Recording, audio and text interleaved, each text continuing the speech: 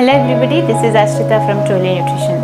ఇవాళ వీడియోలో మనము ఫుడ్ డైవర్సిటీ గురించి, మన ఫుడ్ ఎందుకు డైవర్సిఫైడ్ ఉండాలి, అది మనకి శరీరానికి ఎలా హెల్ప్ చేస్తుంది అన్న విషయం తెలుసుకున్నాం.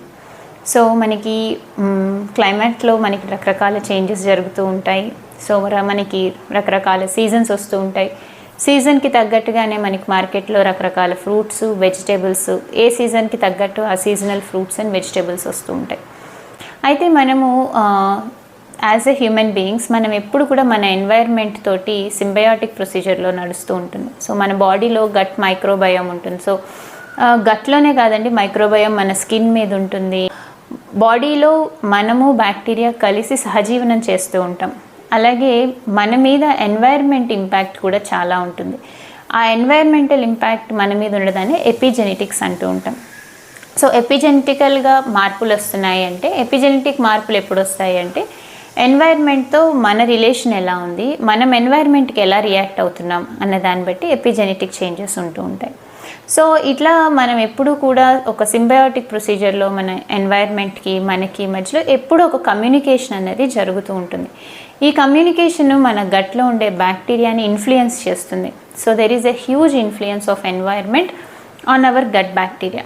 సో మన హెల్త్ సరిగ్గా ఉండాలి అంటే మన గట్లో బ్యాక్టీరియల్ కౌంట్ ఎలా ఉంది అన్నది వెరీ వెరీ ఇంపార్టెంట్. మన immune system, half of the immune system, immune cells are produced in our gut. Serotonin is a relaxing neurotransmitter. ఇది 80% of serotonin is produced in our gut.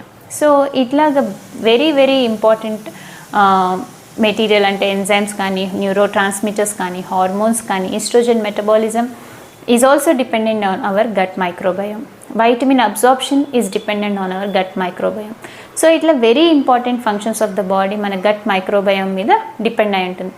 So ఈ gut microbiome changes అన్నవి మనం తీసుకునే ఆహారం బట్టి, మనం ఉండే climatic zone బట్టి, మన చుట్టూతో ఉండే ఎన్వైర్న్మెంట్ బట్టి మన మైక్రోబయోమ్ అన్నది ఎప్పటికప్పుడు మారుతూ ఉంటుంది. సో ఈ మైక్రోబయోమ్ అన్నది గట్లో ఉండే బ్యాక్టీరియల్ కౌంట్ ఎంత డైవర్సిఫైడ్గా ఉంటే మనము అంత హెల్తీగా ఉంటాం. సో వాతావరణంలో ఎలాంటి మార్పు వచ్చినా సరే మన గట్లో మైక్రోబయోమ్లో కూడా చేంజ్ వస్తుంది. అలాగే మన ఎమోషనల్గా ఎలాంటి మార్పు వచ్చినా, కోపం వచ్చినా, బాధ వచ్చినా, దుఃఖం వచ్చినా, ఇట్లా మన ఎమోషనల్గా మనం ఎలాంటి మార్పులు ఉన్నా సరే మన గట్ మైక్రోబయోమ్లో కూడా మార్పు వస్తుంది. సో ఈ గట్ మైక్రోబయోమ్ అనేది very very sensitive and it is very very reactive to the environment within us and environment around us. అయితే మనం తీసుకునే ఆహారంలో డైవర్సిఫికేషన్ని ఇంక్లూడ్ చేసుకోవడం వల్ల మనం రకరకాల వెజిటేబుల్స్ రోజు ఒకటే వెజిటేబుల్ తీసుకోకుండా మనం వారంలో అట్లీస్ట్ ఒక 50 different varieties of vegetables and fruits తీసుకోవడం వల్ల గట్ బ్యాక్టీరియల్ కౌంట్ చాలా డైవర్సిటీ వస్తుందని మనకి స్టడీస్ కూడా ఉన్నాయి. సో మినిమం వారంలో 50 different varieties of fruits and vegetables consume చేయాలటండి. అలా చేయడం వల్ల ఒక్కొక్క ఫ్రూట్కి, ఒక్కొక్క వెజిటేబుల్కి డిఫరెంట్ ఫైబర్ స్ట్రక్చర్ ఉంటుంది. So fiber is a food for gut microbiome. మీరు రకరకాల ఫైబర్ని ఎక్స్పోజ్ చేస్తే గట్లో ఉన్న మైక్రోబయోమ్కి మీ మైక్రోబియల్ కౌంట్ కూడా డైవర్సిఫై అవుతూ ఉంటుంది. అలాగే రకరకాల వెజిటేబుల్స్లో, మీరు వెజిటేబుల్స్ చూసుకుంటే రకరకాల కలర్స్లో ఉంటాయి, ఫ్రూట్స్ రకరకాల కలర్స్లో ఉంటాయి. ఈ కలర్స్, వెజిటేబుల్స్కి ఉండే కలర్స్కి రీజన్ ఏంటి అంటే కెరటినాయిడ్స్. సో ఒక్కొక్క ఫ్రూట్లో, ఒక్కొక్క వెజిటేబుల్లో రకరకాల కెరటినాయిడ్స్ ఉంటాయి. ఇవన్నీ కూడా మన బ్యాక్టీరియాలకి మంచి ఫుడ్గా పనిచేస్తాయి. కెరటినాయిడ్సే కాకుండా రకరకాల గ్రెయిన్స్లో మనకి పాలిఫినాల్స్ అందుతూ ఉంటాయి.